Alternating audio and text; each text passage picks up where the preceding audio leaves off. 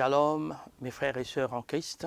Ce message est vraiment adressé à tous ceux qui pratiquent la foi en Jésus-Christ. Nous sommes en train de préparer un événement extraordinaire, une fête, la plus importante fête spirituelle que nous appelons communément la Pâque. Et j'aimerais m'appuyer sur la parole de Dieu pour vous inciter à prendre au sérieux et à bien préparer la Pâque. Dans le livre de Hébreux au chapitre 11, le verset 28 nous dit « C'est par la foi qu'il fit la Pâque et l'aspersion du sang, afin que l'exterminateur ne touchât pas au premier-né des Israélites. » L'aspect qui est important pour moi, c'est que la Pâque doit être célébrée, doit être préparée, doit être fêtée avec la foi. C'est la foi qui doit nous stimuler.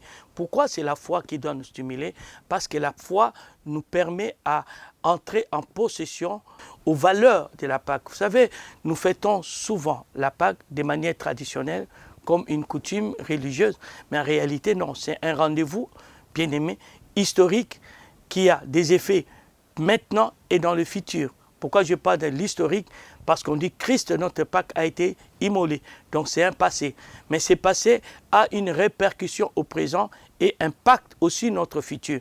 Vous n'êtes pas sauvés, ou Christ, notre Pâque, a été immolé, pas pour être immolé, pour qu'en lui nous ayons la rédemption, la rémission des péchés, pour qu'en lui nous soyons délivrés de la puissance de Satan et que nous soyons transportés dans le royaume de son Fils, pour qu'en lui nous puissions que nous soyons rendus capables d'accéder aux héritages des saints. Oui, je viens de citer Colossiens chapitre 1, verset 12 jusqu'au verset 14. Vous voyez, donc lorsque nous célébrons la Pâque, nous avons rendez-vous avec ces trois choses. La première chose, accès à notre héritage.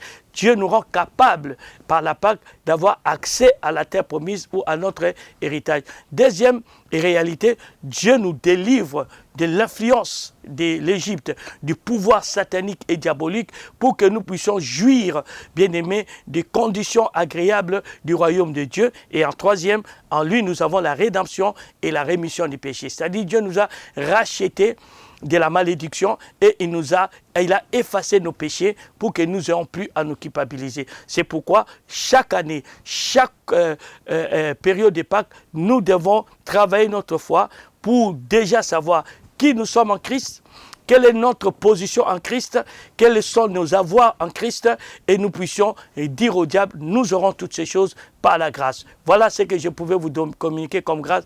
Prépare bien ta Pâque, ça sera une Pâque de renouvellement. God bless you.